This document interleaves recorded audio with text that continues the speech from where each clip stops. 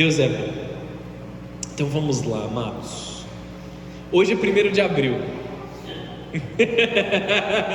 Não poderia passar em branco dizer que hoje é 1º de abril. Existe o hábito, você conhece muito bem, de contar mentira no dia 1º de abril, não é? As pessoas contam mentira, as pessoas bagunçam, pregam peças, né? Nas outras pessoas. Mas nós somos cristãos, amém? Então nós não compactuamos e não vivemos com a mentira. Eu fui buscar meu filho na escola hoje. Aí ele falou, hoje é 1º de abril, né, pai? Eu falei, é 1º de abril. Esperando para ver o que ia rolar, né? Aí ele falou assim, mas a gente não celebra isso, né, pai? Eu falei, não, a gente não celebra isso. Aí ele, porque a gente vive a verdade. Eu falei, a gente vive a verdade. Eu falei, cara, vou dar crente demais. Glória a Deus. E o tema da mensagem de hoje, do dia 1º de abril, é honestos com o Evangelho. Verdadeiros e honestos com o Evangelho. Amém? Se você pode, abra sua Bíblia em Romanos, capítulo 12, versículo 1. Romanos, capítulo 12, no versículo 1. A gente vai ler do 1 até o 3. Esse é um texto muito usado, eu gosto desse texto. Eu realmente mergulho muito aqui em Romanos 12, 1 e 2, mas eu quero ir até o 3 aqui, porque tem algo a mais para a gente mergulhar, tá? O texto diz assim: portanto, irmãos, suplico-lhes que entreguem o seu corpo a Deus, por causa de tudo que Ele fez por vocês, que seja um sacrifício vivo e santo, do tipo que Deus considera agradável. Essa é a verdadeira forma de adorar. Não imitem o comportamento e os costumes desse mundo, mas deixem que Deus os transforme por meio de uma mudança em seu modo de pensar, a fim de que experimentem a boa, agradável e perfeita vontade de Deus. A gente vai ler o 3º, mas deixa eu só explicar. Quando nós nos entregamos e permitimos Deus transformar a nossa mentalidade, nós temos acesso à boa, perfeita e agradável vontade de Deus. Muitas vezes nós ansiamos por bênçãos, nós ansiamos pela glória, nós ansiamos pela manifestação de Deus nas nossas vidas, nós queremos receber de Deus, mas existe apenas um canal para nós acessarmos a plenitude daquilo que Deus tem nas nossas vidas: permitir que Ele trate a nossa convicção de fé, ou seja, a nossa mente, a fonte dos nossos desejos precisa ser tocada e precisa ser entregue na presença de Deus como um sacrifício vivo que nós somos, para que nós tenhamos acesso a tudo que Deus tem. Tudo que vem de Deus é bom, é agradável para nós e é perfeito. Isso é a vontade completa de Deus. Está entendendo isso? Amém? E aí o texto continua dizendo no versículo 3: com base na graça que recebi, dou a cada um de vocês a seguinte advertência: não se considerem melhores do que realmente são. Antes, sejam honestos em sua autoavaliação, medindo-se de acordo com a fé que Deus nos deu. Amém? Fecha os teus olhos por um momento, abaixa a sua cabeça. Senhor Jesus, nós queremos nos apresentar honestos com o Teu Evangelho nesse momento. Eu te peço, Senhor, que o Senhor remova de nós toda máscara, que o Senhor remova de nós todo o orgulho exagerado dos nossos corações, toda a autodepreciação também, Senhor, que nos diminui. Remove de nós, Senhor, certas barreiras que foram colocadas nos nossos corações. Remove de nós, Senhor, tampões dos nossos ouvidos, cegueira dos nossos olhos. E se no nosso coração existe alguma dureza em nos prostrarmos à Tua correção e ao Teu ensino, que nessa noite nós possamos entregar diante da Tua presença. Nós queremos ser uma geração que é honesta com a palavra de Deus, que não somente detém o conhecimento da palavra, mas que deixa esta palavra decidir as nossas atitudes, decidir os nossos pensamentos, guiar os nossos passos, guiar as nossas palavras. Assim como o Senhor ministrou poderosamente na nossa vida neste domingo, sobre o domínio próprio, Senhor, eu te peço, gera em nós o fruto do Teu Espírito, que nós sejamos sóbrios na nossa forma de pensar, que nós sejamos sóbrios no nosso comportamento, que nós sejamos sóbrios em olhar para a Tua Palavra e permitir que ela nos transforme, e não que nós tentemos moldar a mensagem de acordo com o que nós queremos. Fala conosco, porque nós precisamos te ouvir nessa noite, Jesus. Fala comigo também, porque eu também preciso ouvir a Tua voz. Que não seja uma mensagem ministrada por homens da vontade de homens, mas seja a Tua palavra aqui, Espírito Santo. Eu me diminuo a nada, Senhor, porque eu desejo aquilo que o Senhor tem para mim, Pai, e para a Tua igreja, em nome de Jesus, em nome de Jesus, amém. Você pode dar uma salva de palmas ao Senhor?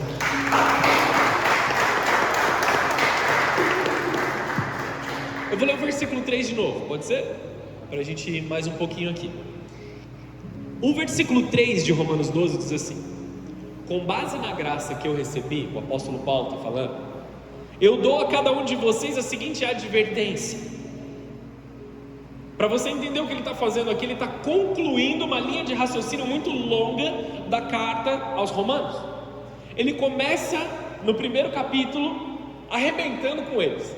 Ele vem e fala de todo tipo de pecado, de todo tipo de coisa errada que poderia acontecer no mundo. E ele fala assim: vocês não percebem o amor de Deus e a graça de Deus que está disponível para vocês? E aí depois ele começa a explicar essa graça.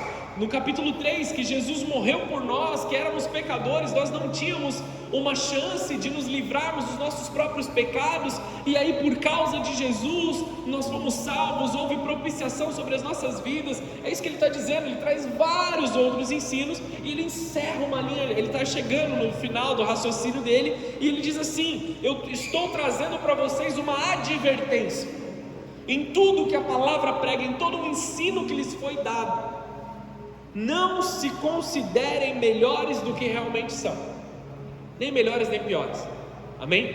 Porque tem dois extremos aqui. Antes, sejam honestos em sua autoavaliação. O Evangelho não é sobre eu avaliar vocês ou vocês me avaliarem, é sobre uma autoavaliação, é sobre eu ir até a presença do meu Deus e falar: Deus, isso aqui é o que está dentro do meu coração, o que o Senhor quer que eu faça com isso? Quando Isaías, o profeta Isaías, ele enxerga a presença de Deus pela primeira vez, ele tem um contato poderoso com Deus ali, que ele tem um contato mais profundo, na verdade. A reação dele é isso em Isaías 6, tá? A reação dele é dizer assim: ai de mim, porque eu estou perecendo e os meus olhos viram o rei. Ele chega até Deus e ele fica inconformado com quem ele é. Ele foi honesto na sua avaliação, porque ele não se comparou com outro homem. Eu não olhei para mim, e aí eu olhei para o meu irmão e falei assim: o meu irmão é melhor que eu nisso, eu sou melhor do que ele nisso. Ele olha para Deus, ele fala assim: ai de mim que estou perecendo. Ele se compara com Deus. E essa é a realidade do Evangelho. Nós estamos sendo comparados com quem Cristo é, e Ele é perfeito, amém? Nós automaticamente seremos imperfeitos. Nós precisamos de uma autoavaliação sincera e honesta na presença do Senhor. Sejam honestos em sua autoavaliação, medindo-se de acordo com a fé que Deus nos deu. E aí, por que nos medir de acordo com o que Ele já nos deu? Para que você não se cobre de menos, nem se cobre de mais. Não precisa levantar a sua mão, porque eu não quero te constranger. Mas quem aqui se cobra demais? Deus já está falando com você? Eu me cobro muito também. Eu me cobro bastante. E às vezes eu cobro as pessoas ao meu redor no nível que eu me cobro, e não é tão saudável, tão gostoso. Muitas vezes, amados, nós nos cobramos em um nível de fé que não é requerido de nós. Principalmente um irmão que acabou de se converter. Ele está aprendendo, ele está se livrando das suas falhas, ele está se livrando dos seus vícios. E aí muitas pessoas infelizmente impõem cobranças sobre esse irmão como se ele já devesse viver uma vida perfeita. Mas muitos não se lembram do quanto demorou para chegarem até onde eles chegaram. Amém? Eu tenho mais ou menos aqui 16 anos que eu me converti, tá bom? 16? Acho que é muito 16, acho que é uns 14, 15 anos que eu me converti. E eu não sei tudo o que eu sei hoje desde o momento que eu me converti. Eu demorei esse tempo todo para aprender o que eu aprendi. Então eu não posso ver um irmão que acabou de chegar na igreja, acabou de se converter, ou começou a caminhar com Jesus agora, que ele saiba tudo que eu sei. Amém ou não? Vocês estão entendendo isso? Cada um se meça de acordo com a graça que recebeu. Alguns aprenderam uma coisa, outros aprenderam outra, e se julgue de acordo com aquilo que você já aprendeu. Não volte para os mesmos erros que você já aprendeu. Você vai cometer outros erros, e o Espírito Santo vai falar com você para que você seja transformado, porque crescemos de graça em graça. Amém? Beleza? Nós precisamos remover um pouco de peso que nós mesmos nos colocamos, mas ao mesmo tempo sendo honestos com o Evangelho. Porque quando nós sabemos que nós fazemos, mas vivemos como se não soubéssemos, aí nós estamos errando. Eu já aprendi isso, mas eu escolho ignorar. Eu já sei que isso é errado, mas eu escolho ignorar. Aí que eu tenho um problema. Aí eu não estou sendo honesto com o Evangelho. É isso que a gente quer dizer com essa mensagem. Amém? Irmãos, existe algo que o Espírito Santo quer tratar conosco nessa noite. Nós vivemos em dias onde é muito fácil parecer, mas muito difícil ser. Amém? Nós valorizamos muito mais hoje em dia aquilo que é de verdade. Eu não quero algo, por mais que ele seja impressionante, eu não quero algo impressionante, mas falso. Eu quero algo de verdade. Eu valorizo muito mais a verdade do que aquilo que brilha aos meus olhos. Não é? É assim que a gente busca as coisas. E é fácil levantar as mãos, mas é difícil verdadeiramente se render à presença de Deus. É fácil falar bonito, mas difícil viver quebrantado. É fácil impressionar pessoas, mas é impossível enganar a Deus. Amém ou não? Estão entendendo isso? Eu não quero ser agressivo nessa mensagem, não é a minha intenção, mas talvez eu seja um pouco provocativo aqui com aquilo que o Espírito Santo quer nos falar. Paulo ele começa dizendo: rogo-vos, pois, irmãos, pela compaixão de Deus. Ele não está aqui trazendo uma ordem, ele não está pressionando a igreja, ele não está machucando, ferindo a igreja, mas ele está fazendo um pedido em amor à igreja, porque ele ama os irmãos. Eu rogo vocês que vocês se apresentem como uma oferta, porque eu vivi isso, o meu corpo, eu já estou entregue como libação no altar de Deus. Aí você pode ver o apóstolo Paulo dizendo: me imitem, sejam meus imitadores, como eu sou imitador de Cristo. Ele pode dizer essas palavras porque ele está se entregando. Ele está dizendo: eu quero que vocês façam o mesmo. Ele não começa com cobrança, ele começa com uma graça, uma lembrança da graça. Ele lembra da graça nos nossos corações. E ele está dizendo assim: diante de tudo que Deus já fez por vocês, apresentem uma resposta honesta. De tudo que vocês aprenderam, devolvam uma resposta honesta, devolvam uma autoavaliação honesta daquilo que você já recebeu. Continua comigo? E qual que é a resposta? Apresentai os vossos corpos como sacrifício vivo. Correspondam se apresentando como sacrifício. Deus não quer um culto, Ele quer uma vida no altar de Deus.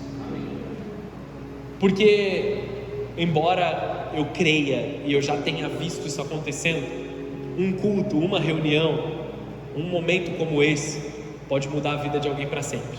Eu já vi isso acontecendo. Uma pessoa entrando na igreja para apenas um culto ou uma última chance, sendo totalmente transformada.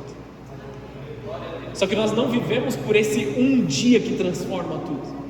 Nós aprendemos nesse dia, mas continuamos entregando a nossa vida no altar. É sobre uma vida constantemente no altar. E talvez você não vá para a igreja em todos os eventos que tenham na igreja, todas as reuniões, todos os dias, mas a sua vida é uma vida de altar. É uma vida de clamar a presença de Deus. Você se esforça para dar o máximo que você pode dentro da sua rotina maluca, assim como a minha rotina é maluca. Mas aí você permite a sua vida ser derramada na presença de Deus. Entra um ponto central disso aqui. Você só consegue viver no altar quando você decide ser honesto com o seu Deus. Quando você tem uma resposta honesta com o seu Deus.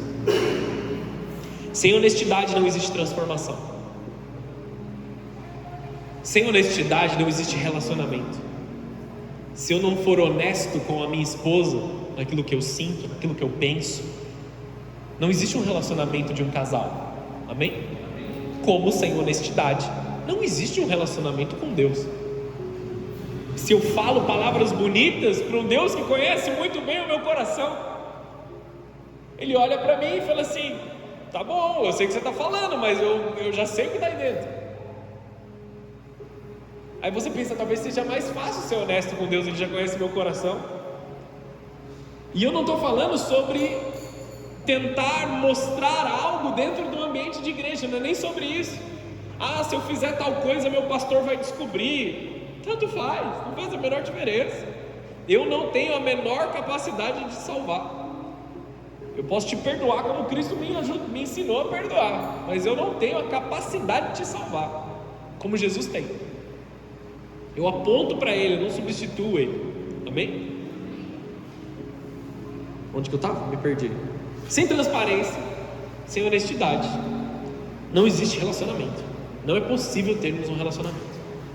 Sem verdade, não existe libertação. Não existe liberdade. Não existe transformação. Não existe o sacrifício vivo. Sejamos honestos com o Evangelho. Que nós possamos olhar para a palavra de Deus. A palavra de Deus nos diz algo. Isso aqui é sobre mim. Então eu vou viver isso. Quando eu me encontro em erro, que eu olho para a palavra de Deus que condena o meu erro e falo: Deus, eu preciso da sua capacitação para transformar esse erro. Não para que você se destrua, se castigue, mas pelo contrário, para que você seja edificado. O problema não é comportamento, é a mente. Não vos conformeis com esse mundo, mas transformai-vos pela renovação da sua mente. É aqui dentro, não é comportamental. É primeiro na mente, depois no comportamento. Comportamento é fruto. Mente é onde as coisas são geradas. Essa é a chave, ó. Muita gente tenta mudar comportamento, tenta condicionar comportamento. Mas Deus não pede para a gente condicionar o comportamento, mas transformar nossa mente, que vai gerar em um comportamento agradável a Deus. A evidência da salvação em nós são os frutos que saem de um coração transformado. Nós vemos isso acontecendo naturalmente. Deus quer mudar nossa mente, porque o comportamento é o fruto, a mente é a raiz. A mente, se a mente não for renovada, você continua reagindo pela emoção. Falamos disso recentemente. Você continua vivendo pelas suas feridas, sendo guiado por aquilo que te machuca, por aquilo que te oprime, por aquilo que te dói. Você continua tomando decisões erradas. Você continua preso em extremos. Nós nos movemos em certos momentos por extremos. Nós não encontramos o equilíbrio que Deus propõe aos nossos corações. Paulo deixa claro: o problema não é pensar errado, é pensar errado sobre si mesmo. Vocês estão entendendo isso? Não é sobre você pensar algo errado, mas interpretar a si mesmo de forma errada. Quando nós estamos diante da ceia, o texto que nós lemos quase todos os cultos de ceia, Paulo nos convida a examinarmos a nós mesmos. O rei Davi escreve no Salmo: Senhor, sonda-me e me conhece, vê se há em mim algum caminho mau. A correção é no particular. Não é porque alguém quer que você seja corrigido, mas porque você vai até Deus para que isso aconteça.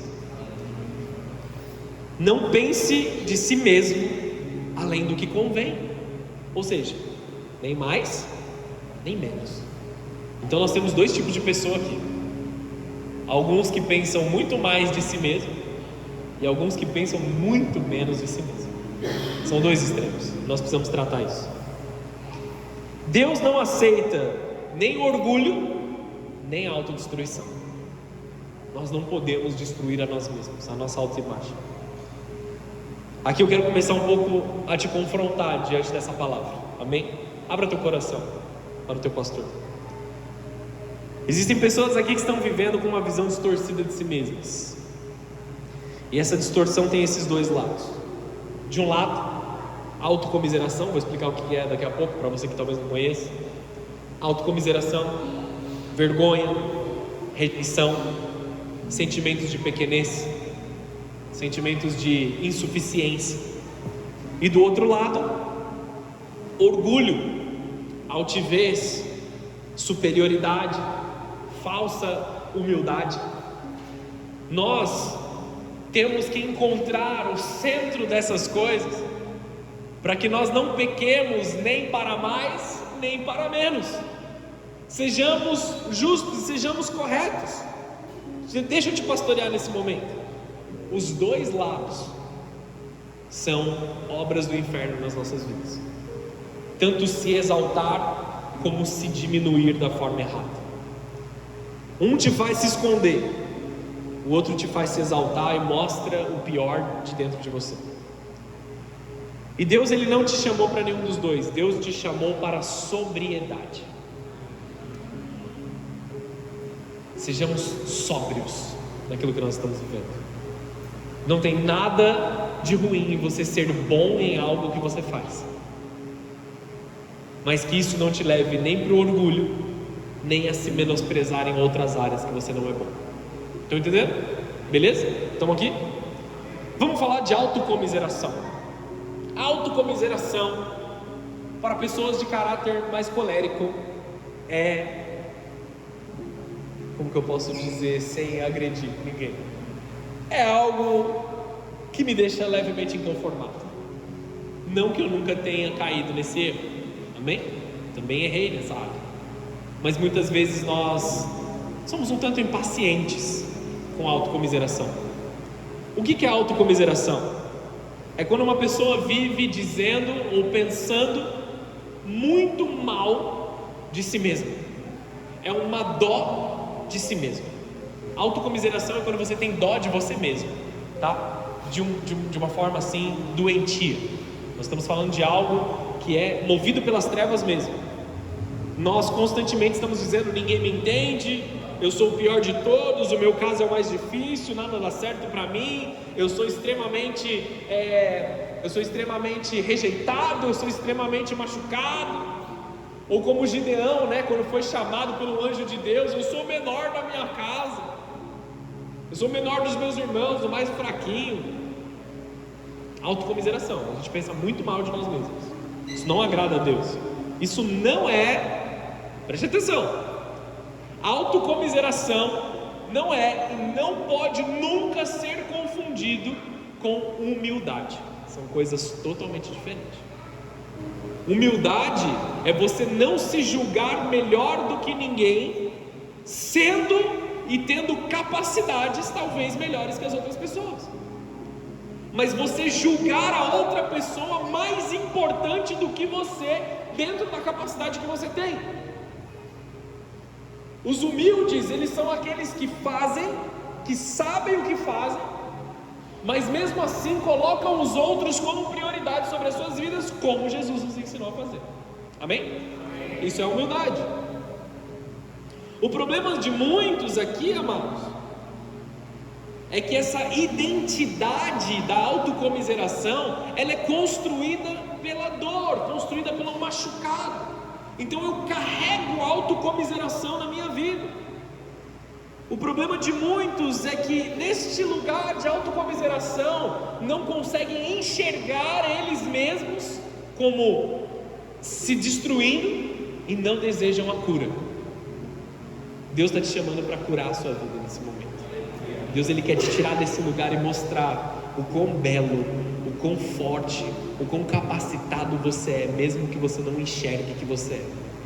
Então aqui ou não? Recebe isso no teu coração, amado. Muitos vivem se lamentando, vivem de justificativa, vivem presos no passado, mas Deus não te chamou para ser refém da sua história. Josué 1,9 diz: seja forte e corajoso. Não fui eu que te chamei, Josué. Seja forte e corajoso. Você não é pequeno, você não é esquecido, você não é rejeitado, você não é o pior de todos. Você é filho e filha de Deus. Seja forte e corajoso. Se levanta desse lugar de autocomiseração, porque Deus não tem isso para você. Você está pensando muito baixo daquilo que Deus preparou para você. Está pensando muito inferior. Deus não valida a sua autocomiseração. Ele te chama para sair dela. Quem se alimenta de dor nunca amadurece em propósito. Você fica se alimentando da sua dor, você não vai amadurecer do seu propósito. Outro ponto que as pessoas pensam muito abaixo de si mesmo: vergonha. E vergonha é o exato sentimento que nós temos logo após de fazer algo que nós não deveríamos ter feito. Já viu aquelas crianças que tentam esconder aquilo que fizeram errado, só que o corpo inteiro da criança mostra que ela fez alguma coisa errada, fez alguma coisa que não tinha que ter feito? Aí já está, você está te olhando torto, minha mãe vai perceber, meu pai vai perceber daqui a pouco. Vergonha nasceu no Éden, no Jardim das Delícias, onde foi tudo muito bem preparado. Adão pecou e a primeira reação dele foi se esconder de Deus. Deus está irado comigo, vou me esconder. Mesmo Deus sendo misericordioso, ele ainda se esconde de Deus, porque ele tinha vergonha. A vergonha sempre vai tentar fazer você fugir da presença de Deus, evitar a Deus e se afastar do altar e do propósito que Ele tem para a tua vida. Vergonha muitas vezes começa em algo que nós fizemos de errado, mas se torna estilo de vida.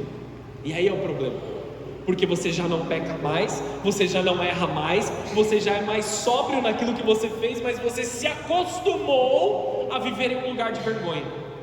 E agora você se esconde por tudo, independente daquilo que você realmente está vivendo, porque você se acostumou com a vergonha no teu coração. E Jesus está arrancando isso de dentro de você nesse momento. Fala meio que um pouquinho mais de vontade aí, vai. Jesus está arrancando a vergonha do teu coração nesse momento, em nome de Jesus. O convite de Jesus é: vinde a mim todos que estáis cansados e sobrecarregados, e eu vos darei alívio. Mateus 11:28. Venham até a mim todos que estão cansados e sobrecarregados. Você está fadigado hoje, você está envergonhado hoje, vá até Jesus, Ele vai remover isso da tua vida. Ele vai tirar esse jugo, Ele vai tirar esse fardo e Ele vai transformar a tua vida. Jesus nunca vai nos mandar nós nos escondermos, Ele sempre vai falar: vem até mim. Ele manda você se aproximar. Você errou, se aproxime. Você falhou, se aproxime. Falharam com você, se aproxime. A vergonha te afasta. Deus, Ele vai falar: vinde a mim os que estáis cansados e sobrecarregados. Ele manda você se aproximar. Tem gente que erra, some. Tem gente que falha, desaparece. Mas o Evangelho não é corra quando você errar de Deus. O Evangelho é corra para Deus quando algo acontecer. Hipocrisia, eu sempre ir lá e pedir perdão. Não. Nós somos falhos e nós somos pecadores. Nós precisamos desse perdão. Enquanto a gente está respirando, nós precisamos desse perdão. Mas nós não podemos nos manter nesse lugar de vergonha. Amém, amados? A vergonha te afasta da presença, mas a graça te atrai, te puxa de volta. Outras coisas que estão relacionadas: rejeição e pequenez de espírito, um anão espiritual, podemos dizer assim. Pessoas feridas começam a rejeitar tudo, rejeitam pessoas, rejeitam liderança, rejeitam correção, até o ponto de elas rejeitarem o próprio Deus. Deus está falando, Deus está se manifestando, a graça de Deus está vindo sobre a pessoa, mas a rejeição é tão grande que elas veem em Deus um inimigo muito mais do que um pai que pode abençoá-los. Por quê? Porque tem medo de se ferir de novo e se fecham, se bloqueiam. Só que escuta isso hoje: o Evangelho não é sobre comparação, o Evangelho é sobre transformação. Deus quer te transformar. Vinde a mim, de novo, vinde a mim, todos que estáis cansados e sobrecarregados. O próprio apóstolo Paulo disse: quando estou fraco, é aí que eu sou forte, porque eu apresento as minhas fraquezas no altar de Deus, e Ele me transforma em alguém forte. Nas minhas limitações, nas minhas fraquezas, nas minhas tentações, nas minhas dificuldades, eu as apresento a Deus, não tentando resistir com a minha própria força. Eu apresento e entrego isso para Deus, e a graça dele me transforma em alguém forte. A graça dele me transforma em alguém corajoso, a graça dele me transforma em alguém efetivo, em alguém que faz realmente a diferença onde eu estou colocado. Então aprenda a estar fraco diante de Deus. Por melhor que você seja naquilo que você faz, aprenda a estar fraco na presença de Deus.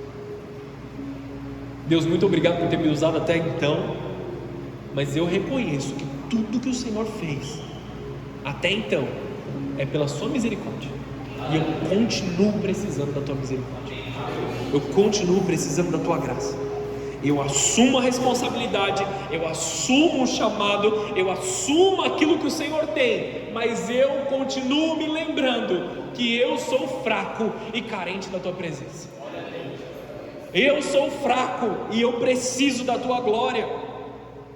Paulo mesmo, que fez tantas coisas maravilhosas, tantos registros poderosos do homem de Deus que ele era, ele não nega a sua fraqueza, e ele não faz dessa fraqueza dele a sua própria identidade. Ele joga a identidade dele fora, e ele diz: eu decidi não saber nada entre vós, a não ser Cristo e esse crucificado. Eu vou jogar a minha identidade fora, eu vou jogar a minha rejeição fora, eu vou jogar a minha pequenez fora, eu vou jogar a minha autocomiseração fora, eu vou jogar todas essas coisas fora, para que Ele me fortaleça, para que Ele venha com a glória dEle sobre a minha vida. Ele levou a fraqueza para Deus. Reconhecer sua fraqueza não te diminui, te posiciona mais próximo da graça. Amém? Continua aqui comigo. Falamos de um lado, certo? Vamos falar do outro agora. O que nós estamos falando aqui, amados? Não sejam honestos com o Evangelho. Não se considere diferente daquilo que Deus fez em você. Nós fazemos de duas formas. Nós falamos da forma que nós fazemos de nos diminuir. Não estou sendo honesto com o Evangelho quando eu estou me diminuindo. Não estou sendo honesto com Deus quando eu penso pior de mim mesmo. Amém? Porque Ele que me vivifica, Ele me fortalece. E eu não estou sendo honesto com Deus quando eu me exalto também. Orgulho é um problema. Orgulho precede a queda. Amém? Não fui eu que inventei essa frase, ela não é uma frase de um poeta, isso está escrito na Bíblia. O orgulho precede a nossa queda. Quando você se coloca no lugar errado.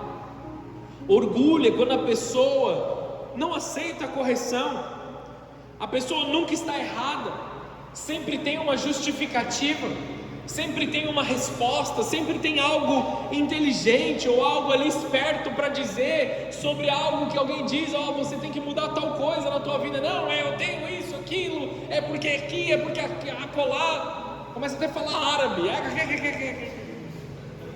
tem cheio de coisa para falar. Amados, O nosso orgulho, muitas vezes, não é visto por nós mesmos. E aí nós aprendemos a ser honestos com o Evangelho. Será que realmente eu estou errando dessa forma e eu preciso me transformar? Eu sempre uso o exemplo seguinte: se eu estou andando na rua e do nada alguém que eu não conheço, nunca vi na vida, vira para mim e fala assim: você é um mentiroso, do nada, eu vou achar que é uma pessoa louca, fora do seu juízo, e eu vou continuar vivendo a minha vida. Ele não me conhece, não sabe de onde vem, não é uma informação que é útil para mim. Mas se alguém que é do meu convívio, que me conhece, que tem acesso a mim, me diz assim: ó, você é um mentiroso, o que eu fiz para que ele tenha chegado nessa conclusão? Estão entendendo aqui? Alguém que me deu algo em amor, alguém que me corrigiu em amor, porque nós sabemos que existe maldade também, pessoas que querem só te diminuir, amém ou não? Alguém que veio em amor e te disse: olha, você está mentindo. Se a minha esposa vira para mim: você é um mentiroso, eu não posso ignorar o que ela disse, eu não posso justificar o que ela disse, mas tentar entender da onde veio essa informação. Que nós possamos nos tirar desse lugar de orgulho. Eu nunca erro, eu sou perfeito, eu sou crente, eu nunca minto. Amém ou não? Foi só um exemplo, poderia ter usado qualquer outro exemplo aqui, de qualquer outro pecado, de qualquer outro erro. Então o orgulhoso, ele não aceita correção, ele nunca está errado, ele sempre tem justificativa. Só que Jesus, ele diz em Mateus 23, versículo 12, abre comigo aí se você pode. Tem como, sabe? Nem passei nada para você hoje, né? Mas ele é rápido no gatilho, olha lá. Mateus 23, versículo 12. Pois os que se exaltam serão humilhados, e os que se humilham serão exaltados. Não é aqueles que estão sendo humilhados pelo mundo serão exaltados, amém ou não? É aquele que está se humilhando aos pés de Deus. Muitas vezes as pessoas ao teu redor não precisam ver as suas lágrimas, você se prostrando, você se colocando na presença de Deus, mas o seu coração tem que ser honesto diante do Evangelho, diante de Deus. Eu vou me humilhar diante de Deus. E vamos combinar? Não tem porquê a gente não se humilhar diante de Deus. Se Ele é perfeito e nós somos imperfeitos, se Ele é glorioso e nós somos pecaminosos, cara, que outra opção eu tenho diante de Deus? De reconhecer como Isaías: ai de mim que estou perecendo, os meus olhos viram o Rei. Amém ou não? Estão aqui comigo? Quem se exalta será humilhado. E aí é perigoso. Entende isso aqui? Quem se exalta será humilhado. Por quem? Por Deus. Estão entendendo? Quem se humilha será exaltado por Deus. Eu acho o máximo as postagens e o meme, né? Chegou o dia dos humilhados serem exaltados. Estou esperando o dia. Só que na verdade ele não é nem fundamento, não é um fundamento bíblico, né? Porque não é aqueles que estão sendo humilhados pelos outros, é aqueles que estão se humilhando diante de Deus. Esses que serão exaltados. Talvez você esteja esperando ser exaltado sem que você esteja se humilhando. Amém? Você está só aceitando a humilhação dos outros sem você se humilhar a você mesmo diante de Deus. Sejam honestos com a sua ação diante de Deus. Continua aqui comigo? Amém. Mais um versículo para você. Tiago complementa isso. Tiago capítulo 4, versículo 6. Vamos para mais um lá. Eu já estou acabando, tá bom? O Edson é o primeiro a brigar comigo. Eu já até falo olhando para ele assim. Glória a Deus. Tiago capítulo 4, versículo 6. Contudo, Ele generosamente nos concede graça. Como dizem as Escrituras, Deus se opõe aos orgulhosos, mas concede graça aos humildes. Se o nosso comportamento é humilde, se o nosso comportamento é de honrar o nosso próximo, cuidar do nosso próximo, não achar que nós somos melhores em tudo, não nos comparar o tempo todo, se nós tiramos o orgulho da equação, Deus concede graça para as nossas vidas. Mas se eu continuar orgulhoso, Deus apenas não vai corrigir a minha vida, Ele vai resistir o orgulhoso. Isso é pesado, amados. O que é resistir o orgulhoso? É dizer não para as nossas orações, é dizer não para os propósitos que Ele mesmo liberou para as nossas vidas. Você não está pronto, quebra o teu orgulho, depois eu te coloco lá. Isso é pesado, amados. A oração não flui, a vida não avança, os sonhos e os propósitos não acontecem. Nós mesmos fechamos o céu sobre as nossas vidas quando estamos sendo orgulhosos. Isso aqui tem que gerar uma comoção nos nossos corações. O orgulho te coloca em um lugar onde até Deus se coloca em oposição. Ele não reconhece a sua entrega no lugar de orgulho. Ligado ao orgulho, nós temos uma outra palavra, altivez. Altivez é uma marca de Saul. Ele era altivo, o rei Saul era altivo. Altivez é um orgulho comparativo. Ele está relacionado ao orgulho, mas ele se manifesta através de comparação. É quando a pessoa precisa diminuir alguém para se sentir melhor. E como é difícil conversar com pessoas assim, não é não, amado? Você tem um amigo que faz, não levanta a mão não, pelo amor de Deus. Aponta para alguém do nada, dentro da igreja, o cara aponta ele ali, ó. Você conhece alguém que faz isso? Que precisa diminuir os outros para se sentir bem ou para justificar suas escolhas, justificar suas coisas? Se você não conhece alguém, toma cuidado. Todo grupo de amigos tem um, amém? Brincadeira, vocês são crentes. Quando a pessoa precisa diminuir alguém para se sentir melhor, ou ela tomou uma decisão que ela sabe que ela tomou uma decisão errada, e aí ela tenta convencer todo mundo do que todo mundo fez está errado para só ela estar certa, sabe? Acontece muito, infelizmente. Critica tudo, julga todos, aponta erros, mas não gera uma mudança, não gera uma melhoria, não serve ou não gera graça nessa comparação. Jesus confronta isso nos fariseus. Eles tinham aparência, mas eles não tinham amor. E quem não tem amor não representa Cristo. Pergunta: sua vida aproxima pessoas de Jesus ou ela afasta pessoas de Jesus? Então, de uma forma geral. Algo ligado ao orgulho também é a falsa humildade. Falsa humildade é perigoso, porque muitas vezes nós sabemos que nós podemos, mas nós fingimos que não conseguimos. E aí nós estamos rejeitando e negando o que Deus colocou dentro de nós, para parecermos humildes. Só que é uma manipulação em cima de manipulação. É uma manipulação manipulada, é uma bagunça. Falsa humildade.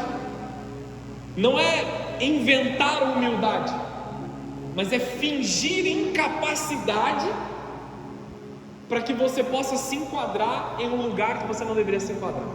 Estão entendendo isso? Você é muito mais capacitado do que você entende. Você é muito mais agraciado, muito mais cheio de dons que os teus olhos conseguem ver. Você não precisa do orgulho para te proteger. Você não precisa de altivez para se justificar. Simplesmente flua naquilo que Deus tem para você. Falsa humildade é quando a pessoa sabe que pode fazer, mas não faz. Sabe que tem o dom, mas se esconde, não se responsabiliza. Sabe que Deus chamou, mas se omite, e ainda diz: não sou nada, não tenho nada, eu sou o menor de todos aqui. Só que se comporta diferente.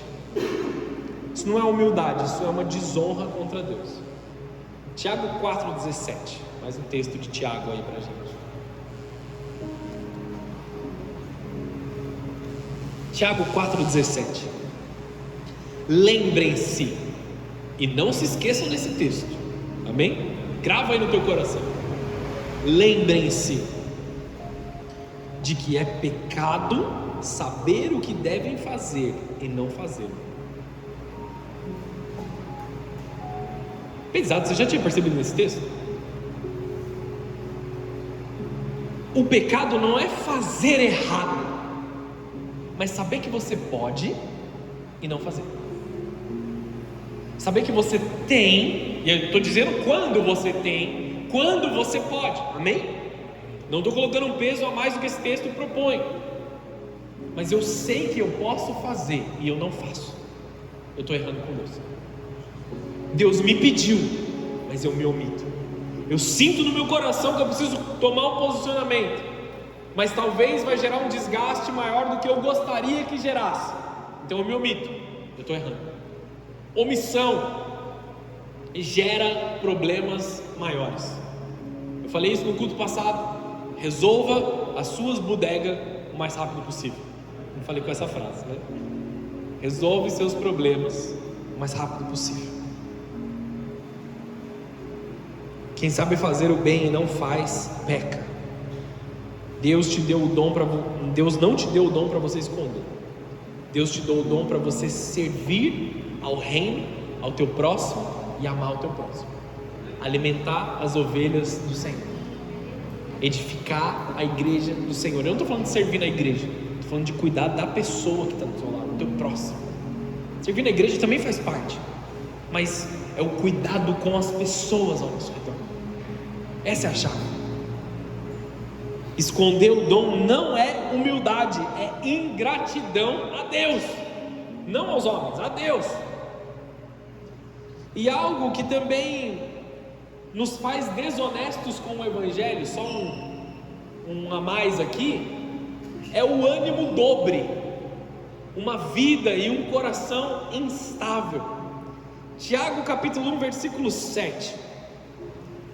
Aquele que tem o coração dobre, ele está dizendo, ele não deve esperar receber coisa alguma do Senhor, pois tem a mente dividida e é instável em tudo o que faz. Se nós somos instáveis nas nossas ações, nós não conseguimos ser honestos com o Evangelho, porque cada hora eu quero uma coisa, cada hora eu estou num lugar. Hoje eu estou de luto, no outro dia eu estou cheio de alegria. Hoje eu estou fazendo algo, outro dia eu não quero fazer. Hoje eu quero trabalhar, amanhã eu não quero mais saber desse trabalho. Hoje eu quero estudar, amanhã eu não quero mais estudar. E eu não estou falando de mudanças de humor que acontecem naturalmente. Eu estou falando de bruscas mudanças do nosso comportamento que são incontroláveis. Porque existem dias ruins, existem dias de tristeza, existem dias que nós estamos abatidos. Tudo bem, Deus vai cuidar de nós. Depois da noite vem uma manhã de alegria que o Senhor Jesus prometeu. Recebe no teu coração, amém? Em nome de Jesus. A questão é no mesmo dia a gente ter as 4 estações dentro do nosso coração. Está entendendo isso? Cada hora eu quero uma coisa.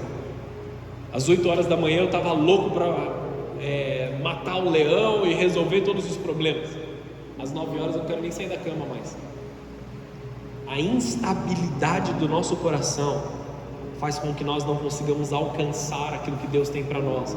Remove a nossa sobriedade e remove também a honestidade diante da palavra de Deus. Nós temos que ser pessoas que começamos e terminamos. Não podemos viver oscilando ou como quem nunca se firma em algo. Eu estou compromissado. Por mais que eu tenha dias ruins, estações difíceis, o meu compromisso permanece.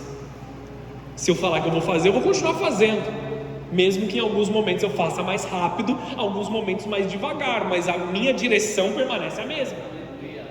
Talvez você esteja sendo impedido nesse momento de realizar algo na presença de Deus, mas não impedido porque você não quer. A dificuldade velocidade é diferente, mas a direção tem que ser a mesma. Aquele que tem ânimo dobro está andando para todas as direções ao mesmo tempo e nunca chega em lugar nenhum. Estão entendendo ou não estão entendendo?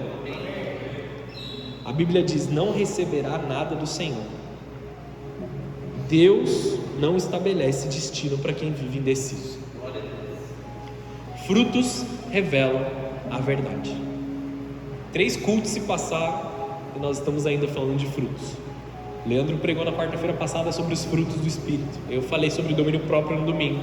E mais uma vez precisamos falar dos frutos que Deus espera de nós. Uma mente honesta diante do Evangelho é uma mente que produz bons frutos. Mateus 7, versículo 20. Portanto, é possível identificar a pessoa pelos seus frutos. Ou, em outras versões, pelos frutos vos conhecereis. Não é discurso, não é pelo dom, não é pela aparência, é pelo fruto. Seu fruto é saboroso, alimenta as pessoas, cuida das pessoas. Você é uma árvore que dá sombra para as pessoas e segurança para aqueles ao teu redor. É isso que Deus espera. Muitas vezes a gente começa a sentir que tem algo errado, ou ver coisas, né? Às vezes no seu trabalho você fala assim: mas esse cara tem alguma coisa aí. Não é que você é um profeta, você está analisando os frutos. Às vezes você é um profeta, amém? Não quero tirar esse dom de você, mas tem coisas que não são tão espirituais assim, a gente só está observando. Jesus, ele nos ensina a observar as nossas atitudes. Observe aquilo que sai de dentro de você e seja honesto na sua resposta para com o Evangelho. Faça uma autoavaliação honesta das suas atitudes. Isso fala de gente ativa, mas não transformada, gente usada, mas não rendida na presença de Deus. Nós precisamos ter um santo temor dentro dos nossos corações, a ponto de não mentirmos para Deus. Mas Deus conhece meu coração, como é que eu vou mentir para Ele? Ainda assim, nós continuamos mentindo para Deus. Talvez nós não diríamos que isso ou aquilo é mais importante do que Deus, mas as nossas atitudes mostram que essas coisas são mais importantes que Deus. Temor, santidade geram os milagres, geram a cura, geram o crescimento, gera todas as coisas que nós buscamos na palavra de Deus. Aonde há temor, há pureza. Aonde há pureza, há poder de Deus para nos transformar. Então, mais uma vez, encerrando o culto de hoje, Romanos capítulo 12, versículo 3. Com base na graça que recebi, dou a cada um de vocês a seguinte advertência: não se considerem melhores do que realmente são. Antes, sejam honestos em sua autoavaliação, medindo-se de acordo com a fé que Deus nos dá. Você pode fechar seu olho e abaixar sua cabeça? Nesse dia que muitos celebram como um dia de mentira, nós celebramos a honestidade diante da presença de Deus.